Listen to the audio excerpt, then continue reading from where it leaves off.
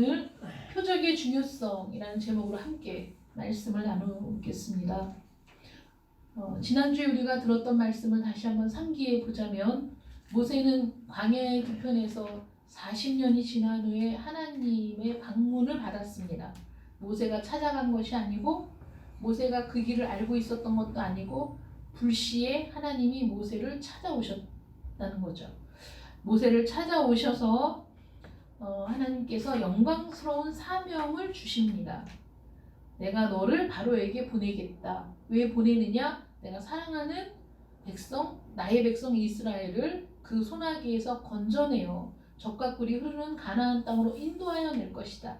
내가 너를 그 지도자로 삼고 내가 너와 함께 하겠다 라고 사명을 주셨을 때, 모세가 어떻게 응답을 합니까? 내가 누구이기에 바로에게 갈 수 있겠습니까?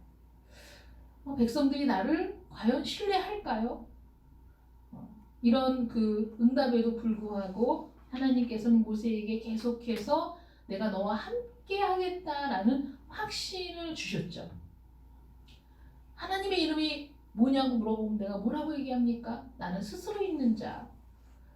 나는 아브라함의 하나님, 이삭의 하나님, 야곱의 하나님, 너희 조상과 언약한 그 하나님이라고 말씀하셨습니다. 지난주 말씀을 통해서 우리는 우리의 부족함과 연약함과 순종하지 않음에도 불구하고 끝까지 인내하시고 오래 참아주심으로 우리를 인도하시는 하나님의 놀라우신 은혜를 모세와의 대화를 통해서 발견할 수 있었습니다.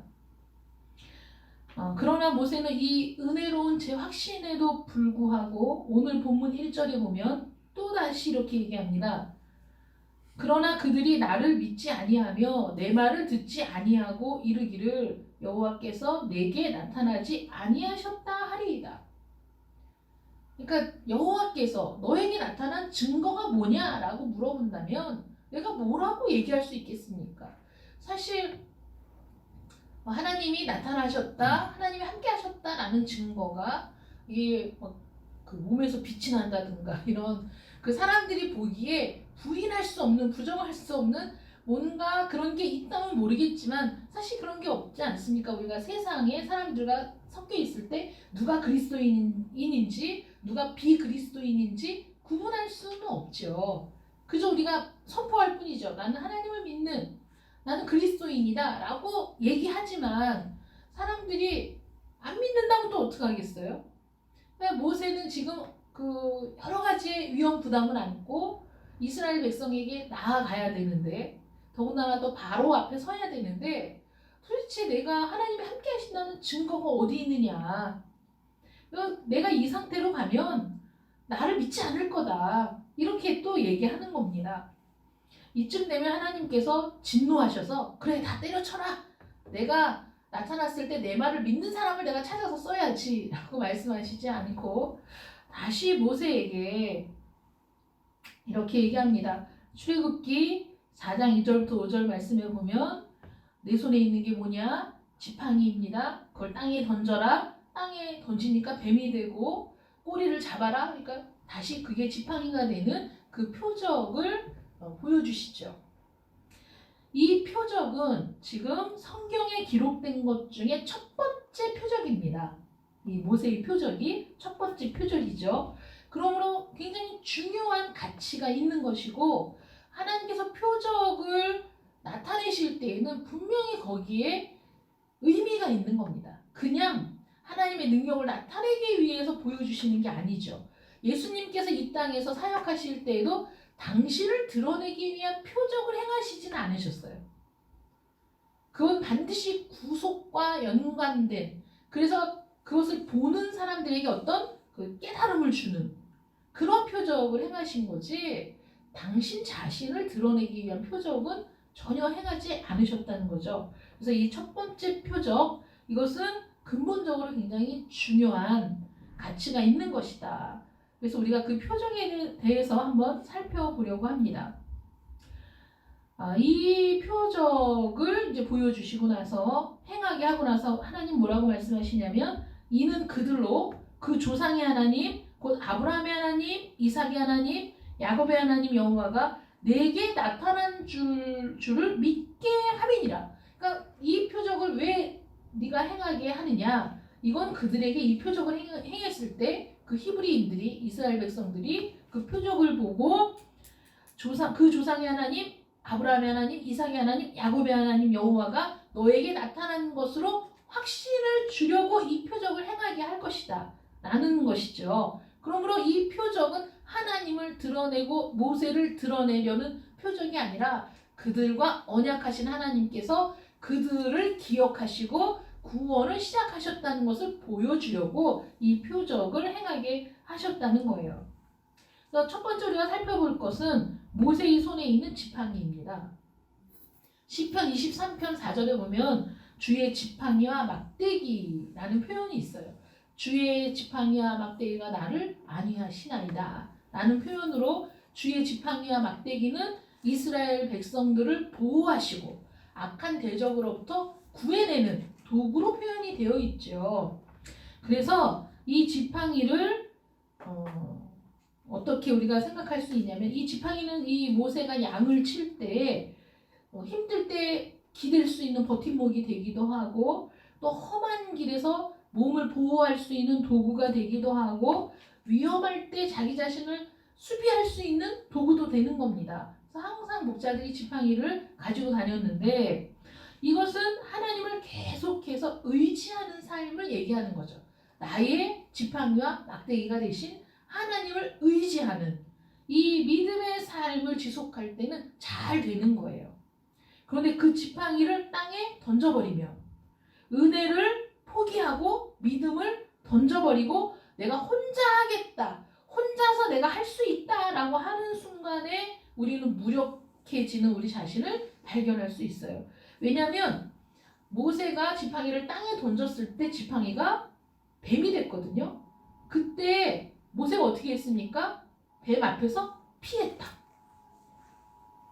순간적으로 두려웠던 거죠. 내 손에 지팡이가 있다면 뱀의 머리를 딱 쳐서 물리칠 수 있었겠지만 지팡이를 던져서 지팡이가 뱀이 되고 나니까 피할 수밖에 없는 거잖아요. 그러니까 우리가 은혜를 포기하고 하나님을 의지하는 것을 포기하는 순간 사단의 역사는 드러나고 우리는 그 앞에서 무력하여 도망칠 수밖에 없다. 그 모습을 보여줄 수 있는 거예요. 바꿔서 얘기하면 사단을 정복하는 비결은 하나님의 능력을 끊임없이 신뢰하고 우리의 연약함으로 인해 하나님을 의지하는 것, 이것이 우리가 사탄을 대적하고 승리할 수 있는 비결이 된다라는 것이죠. 또 하나 두 번째 의미는 이 지팡이는 통치권을 의미합니다.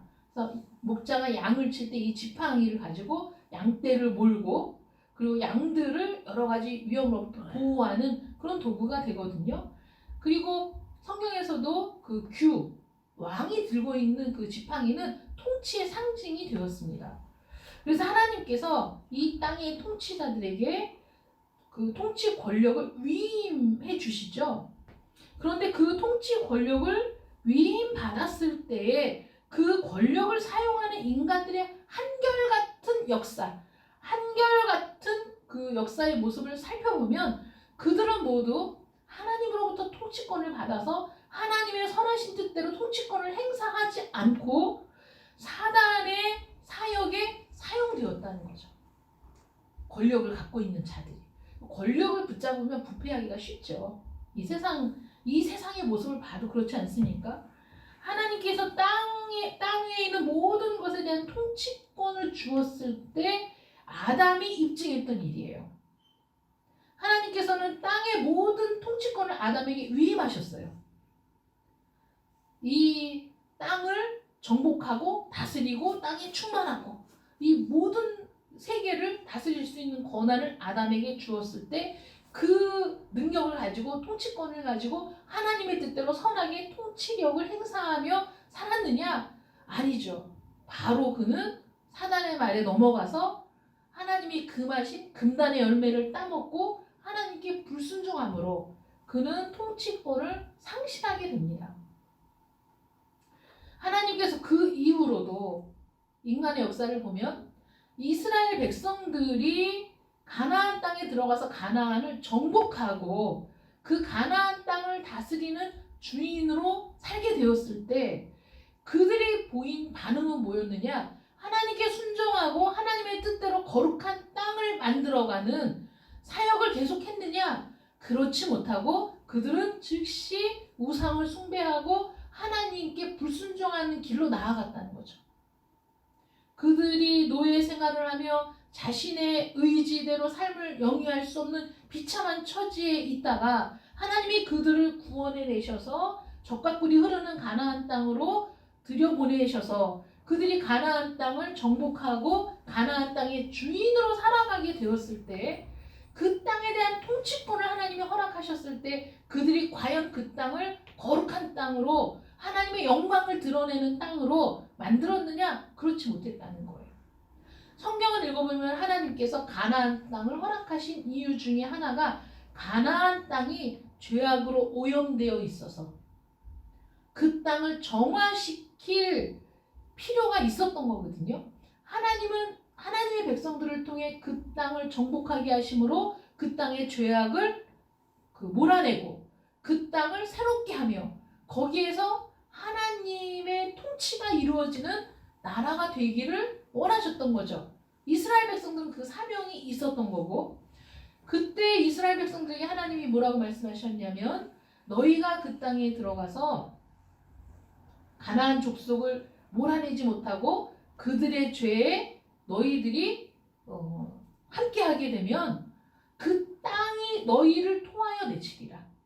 이렇게 분명히 말씀하셨어요. 그런데 이스라엘 백성들은 들어가서 가나안 사람들이 했던 죄악을 그대로 답습하고 하나님을 떠나, 속히 떠나 우상을 숭배하는 죄악의 길로 들어갔죠. 지상의 통치권이 예루살렘에서 바벨론으로 옮겨졌을 때 느부갓네살 왕도 그 막대한 권력으로 사실은 올바른 통치를 행한 것이 아니었어요. 수없이 많은 이 땅에, 전 세계의 모든 통치권들은 그런 식으로 하나님을 떠나 하나님께 불순종하는 길을 거듭 반복해 온 역사인 거죠. 인간의 역사가. 이런 하나님께서 통치 권력을 주셨을 때, 그래서 우리는 성경을 통해서 하나님이 어떤 권위를 세우실 때, 한 나라의 통치자를 세우실 때 하나님이 그 통치자에게 통치 권력을 위임하시는 것으로 우리가 생각한다면, 그 통치 권력을 위임받은 사람은 마땅히 하나님의 공의와 정의를 실현하는 도구로 통치 권력을 사용해야 되는데, 자신의 사리사욕을 채우거나 자신의 야망을 이루기 위해 권력을 사용하는 순간 그 권력은 수없이 많은 사람들에게 피해를 입히고 그들에게 상처를 주고 죄 없는 사람들의 생명을 앗아가는 무기가 되는 거죠. 폭력의 무기가 되는 겁니다. 모세가 하나님 앞에, 이스라엘 백성 앞에서 하나님의 대리자로서 그런 그 통치권, 이스라엘 민족을 다스리고 그들을 하나님의 뜻대로 구원해낼 대리자임을 그들에게 보여주는 훌륭한 표적이었다는 거예요. 이게 지팡이를 땅에 던졌을 때 뱀이 되고 그 뱀의 꼬리를 잡으니 다시 지팡이가 되는 이 일들을 통해서 그런 것들을 보여주었다는 거죠. 그러므로 히브리인들 앞에서 반드시 행해져야 했던 표적이었던 거예요. 증거로서의 표적. 이 이스라엘 백성들 앞에서. 그래서 모세가 초자연적인 능력을 부여받았다는 증거인 거죠. 이것이 정말로 지팡이를 던졌더니 뱀이 된 것이 아니고 이것은 상징이네 뭐네, 이건 다 쓸데없는 소리고, 그런 건 어디에서도 그런 흔적조차 찾아볼 수 없고, 이 이적은, 표적은 정말로 이런 표적으로 나타났던 겁니다. 그래서 지팡이를 던졌을 때 뱀이 되고, 여러분 실제로 우리가 그걸 본다면 얼마나 놀라운 표적이겠어요. 지팡이를 딱 던지니까 뱀이 되고, 무생물이었던 이 지팡이가 살아있는 뱀이 되어 움직이고, 그 꼬리를 잡으니 다시 지팡이가 되는 이 놀라운 표적을 봤을 때 정말 하나님이 모세와 함께 하시는구나 라는 것을 볼 수 있었다는 거죠. 확인할 수 있었다는 거예요. 근데 여기에서 아까도 말씀드렸지만 뱀 앞에서 모세가 피했거든요. 사탄과 대처할 때 사실 인간은 무력할 수밖에 없고 그 힘과 그 지혜에 있어서도 우리는 사단을 따라갈 수는 없습니다. 죄인은 전적으로 마귀의 권세 아래에 있어요. 마귀의 올무에 사로잡혀 있는 상태인 거죠. 애굽 사람들의 소나기에 이스라엘 백성들이 사로잡혀 있어서 그들의 자유를 억압당했던 것처럼 모든 죄인은 그 죄로 말미암아 목줄이 잡힌, 사단에게 목줄이 잡힌 그런 상태인 거예요. 이스라엘 백성들은 죄인으로서 마귀의 권세에 사로잡혀 있고 현실적으로도 애굽의 속박에 지배를 받고 있는 자유로울 수 없는 그런 사람들이었죠. 그 상태에서 누가 이들을 해방시킬 수 있느냐? 오직 하나님의 능력만이 이들을 해방시킬 수 있다. 이걸 보여주려고. 오직 하나님의 능력으로만 이들을 해방할 수 있다는 것을 보여주려고 그 표적을 보여주셨어요. 하나님의 중재자였던 모세만이 뱀으로부터 구할 수 있는 자격이 있다는 걸 보여준 거죠. 뱀의 꼬리를 잡았을 때 뱀이 사라져버렸어요. 그러므로 뱀 같은 애굽, 우리가 무서워서 피할 수밖에 없는 그런 대적으로부터, 또 모세를 대적하는 그 어떤 그 세력으로부터도 모세는 그 세력을 무력화시킬 수 있는 능력이 있다. 이걸 보여준 거죠. 이 사건을 통해서. 이스라엘 역사를 볼까요? 그 다음에 이스라엘은 아브라함을 부르신 하나님의 그 은혜로부터 이스라엘의 역사가 시작이 됩니다. 아브라함과 야곱에 이르기까지 그들은 하나님의 놀라운 은혜와 능력과 보호 속에서 거부가 되어 어떤 민족 앞에 대면했을지라도 그들이 사실은 그 당당하게 설 수 있는 그런 그 존재들로 살아왔어요. 야곱이 그의 아들들과 함께 애굽에 내려갈 때까지 이스라엘은 하나님의 장중에 있는 그런 사람들이었죠. 요셉의 때에는 심지어 애굽을 다스리는 민족이었죠. 그런데 요셉을 알지 못하는 왕이 들어섰을 때 어떤 상태가 됐습니까? 히브리인들은 땅에 던져졌죠. 노예가 되었습니다. 이 지팡이를 땅에 던졌을 때 그들은 자신들의 처지를 새삼 깨닫게 되죠. 우리가 이렇게 땅에 던져진 존재들이구나. 누가 여기에서 우리를 구원해낼까? 이 잔인한 속박의 굴욕을 어떻게 우리가 벗을 수 있을까? 여기에서 모세가 그 뱀의 꼬리를 딱 잡으니까 다시 지팡이가 되어 모세의 손에 들리게 된 이 사건을 통해서 오직 하나님께서 모세를 통해 우리를 구원하실 때 우리가 다시 하나님의 장중에 붙잡히는 하나님의 백성다운 백성이 되겠구나 라는 것을 확인할 수 있었다는 겁니다. 이 모습을 볼 때 우리 예수 그리스도의 모습과 중의적인 중복되는 이미지를 우리가 발견할 수 있어요. 왜냐하면 우리 예수님도 예수 그리스도께서도 하늘의 보좌의 영광스러운 자리에 있다가 정말 말 그대로 땅에 던져짐을 당한 그런 존재가 아닙니까? 우리와 같은 처지가 되기 위해 하늘로부터 땅에 던짐을 받은, 그리고 십자가상에서 그 백성들의 모든 저주를 짊어진 채 죽을 수밖에 없었던 그 예수 그리스도. 그러나 우리 주님께서 그 모든 저주를 당하시고 죽으셨을 때 그때 비로소 우리 그리스도 주님께서 하나님의 장중에 붙잡힌 바 된 그야말로 그 영광스러운 모습으로 회복이 되셨잖아요.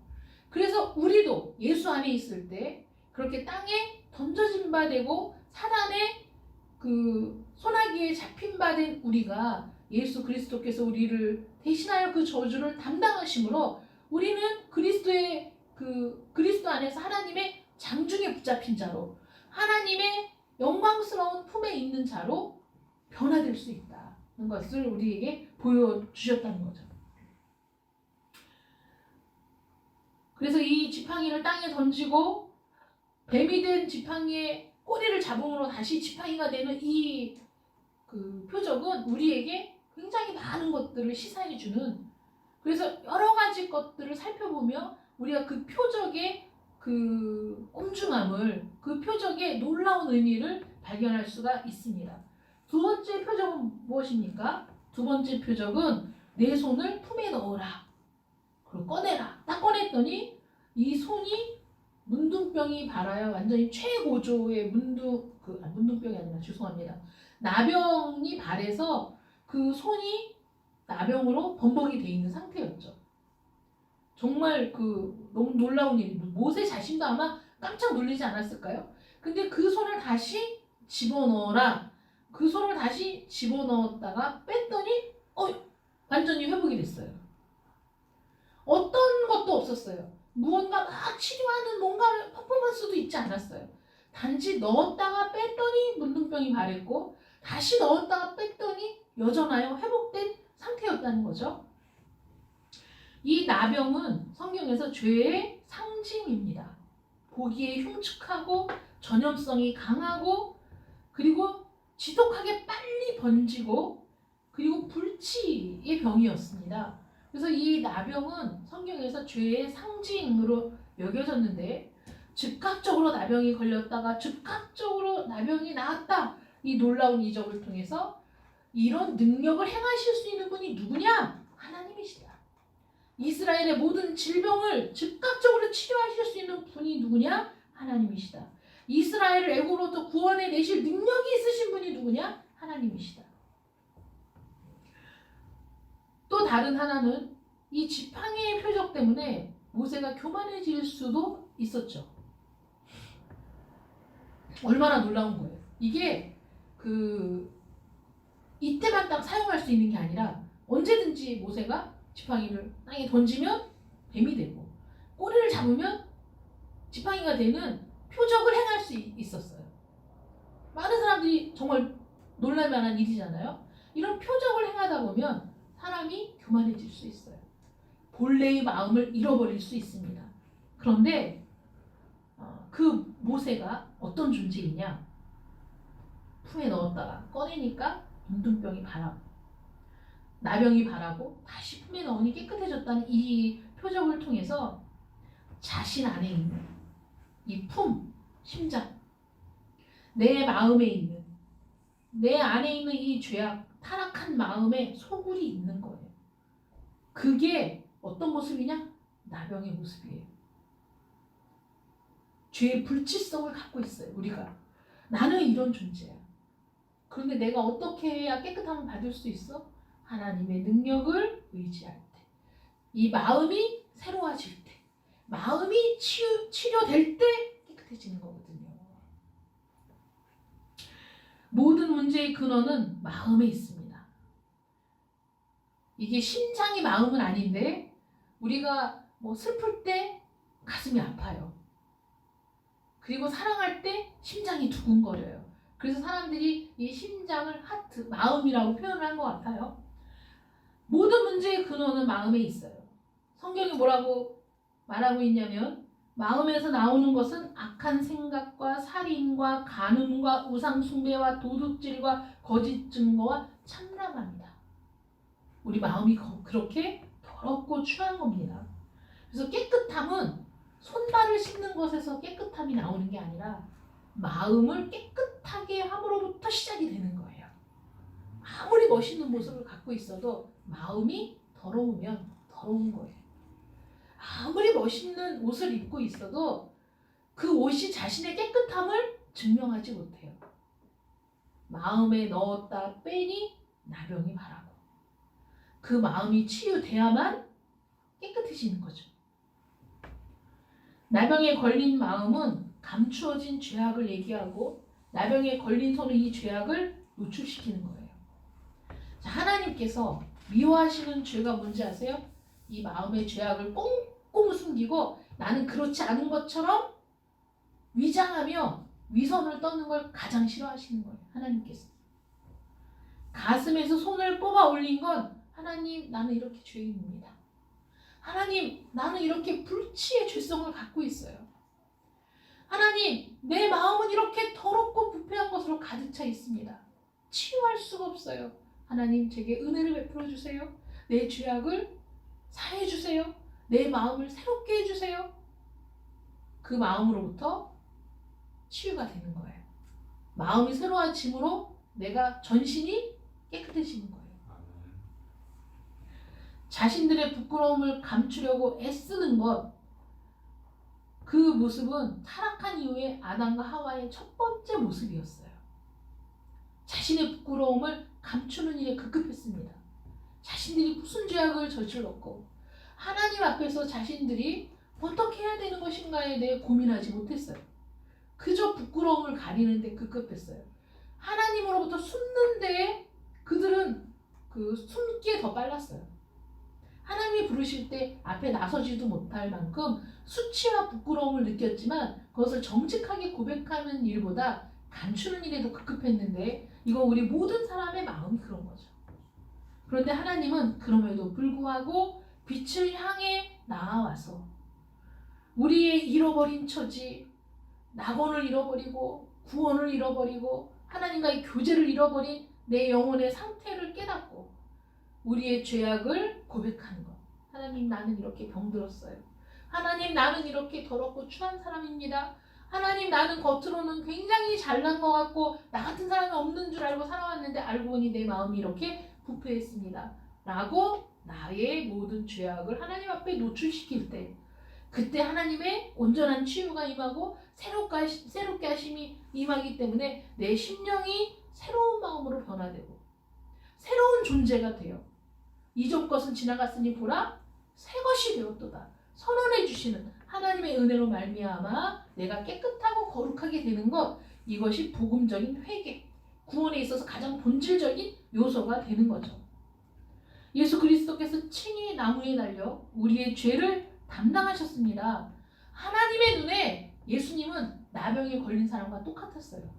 그 순간에 하나님의 모든 저주가 임했을 때 하나님 앞에 나설 수 없는 얼굴을 가리고 저기 숨어 있어야 될 나병 환자처럼 보인 거예요. 더럽고 불결하기 짝이 없는 존재로 우리의 죄를 짊어진 예수 그리스도의 모습이 보인 거죠. 그러나 그 십자가에서 죽으심으로 우리의 죄값이 치루어졌을 때, 속죄의 사역이 이루어졌을 때 버림받은 자는 하나님과의 교제가 회복되게 되었다는 거예요. 거룩한 자가 되었어요. 이것이 구원의 은혜입니다. 모세가 나병이 반한 손을 가슴에 넣었다가 꺼내자 온전해졌다는 것은 모든 불결한 것들이 사라졌다는 거죠. 그래서 이 첫 번째 표적과 두 번째 표적을 우리가 살펴보면 첫 번째 표적, 지팡이가 뱀이 되고 뱀이 다시 지팡이가 되는 이 표적을 통해서 사단의 일을, 마귀의 일을 멸하러 오신 예수 그리스도의 모습을 볼 수 있어요. 누가 마귀의 일을 멸할 수 있느냐? 오직 예수 그리스도. 하나님의 능력으로 마귀의 일을 멸하러 오신 우리의 구주 예수 그리스도의 모습을 볼 수 있습니다. 그러므로 우리 주님은 다른 표적을 보이실 필요가 없었어요. 모세를 통해 나타나신 표적은 예수님의 삶 그 자체였거든요. 그러므로 표적을 보이라 얘기했던 이스라엘 백성들은 너무나 우매한 어리석은 백성들이었던 거죠. 두 번째 표적, 품에 손을 넣었다 빼니까 나병이 되고 다시 그 손을 품에 넣었다 빼니 회복이 된 이 표적은 우리의 죄를 완전히 깨끗하게 해주실 우리의 구세주 예수 그리스도의 모습을 보여줍니다. 그럼에도 불구하고 이런 두 가지의 놀라운 표적을 보여주었음에도 불구하고 여전히 그 표적을 믿지 않는다면 지금도 얼마나 많은 사람들이 이런 두 가지의 표적이 여실히 드러나 있는데도 불구하고 예수 그리스도를 믿지 않고 예수 그리스도를 받아들이지 않는 사람들이 얼마나 많이 있습니까? 여전히 그 표적을 보고도 믿지 않는다면 그때 너는 나일 강물을 조금 떠다가 땅에 부어라.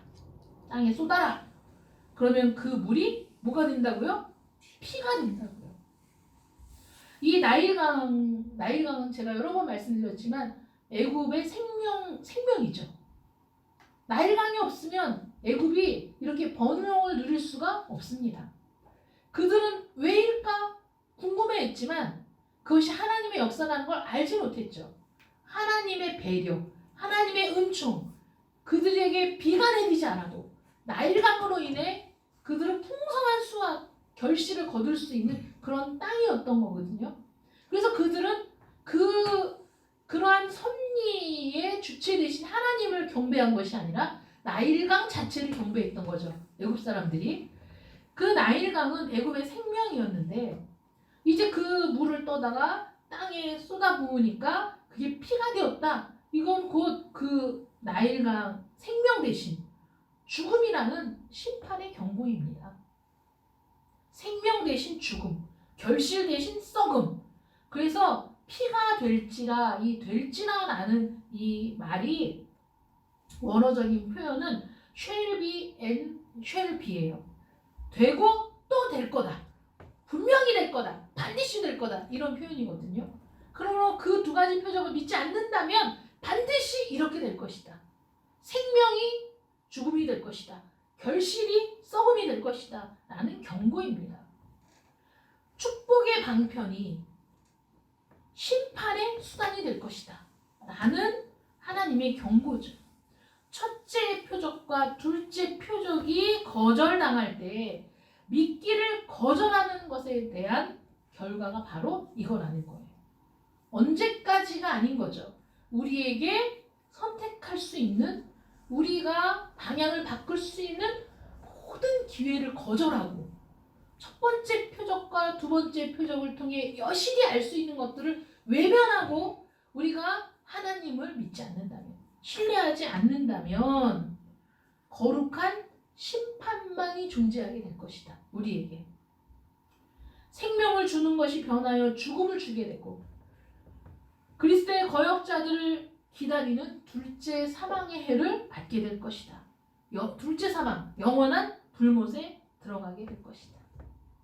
여러분, 모세를 통해 이스라엘 백성들에게 제시한 이 두 가지의 표적이 이스라엘을 구원하시려는 하나님의 능력을 보여주고 그들을 구원할 수 있는 능력도 있고 의지도 있고 반드시 구해낼 것이라는 하나님의 선언이지만 그 첫 번째 표적과 두 번째 표적을 보고서도 이스라엘 백성들이 모세를 거절하고 하나님을 거절한다면 그들에게 남는 것은 하나님의 거룩한 진노의 심판 외에는 없다는 경고를 보여주시고 또 나일강 물이 피가 되는 그 놀라운 표적을 통해서 하나님이 주신 은혜의 수단임에도 불구하고 하나님을 발견하지 못하고 나일강 자체를 숭배했던 애굽에 대한 심판의 상징이 된 것처럼 오늘날 우리에게도 동일하게 예수 그리스도를 통해서 우리에게 분명하게 보여주신 첫 번째 표적과 두 번째 표적, 마귀의 일을 멸하고 우리를 그 손에서 건져내어 우리를 완전히 회복시키시고 우리의 죄악을 사하시고 하나님의 품에 우리를 인도하실 예수 그리스도의 모습을 보고서도 우리가 끝까지 거부한다면 우리에게도 여전히 동일한 심판이 있을 것이라는 경고의 말씀이 우리에게 주어졌습니다. 여러분 어떻게 하시겠습니까? 사도 바울의 권면처럼 주 예수를 믿으라 그리하면 너와 내 집이 구원을 얻으리라는 말씀이 여러분들의 순종을 통해 이루어지시기를 축원합니다. 아멘. 기도하겠습니다. 사랑의 하나님 감사합니다. 하나님께서 모세를 통해 베푸신 첫 번째 표적, 두 번째 표적은 장차 우리 주 예수 그리스도를 통해서 하나님의 구속의 놀라운 영광을 보여줄 표적의 예표가 되었습니다. 이 표적을 보고 분명히 하나님을 알고 깨닫고 믿어야 될 텐데 그러지 못할 많은 사람들을 향한 경고도 주어졌습니다.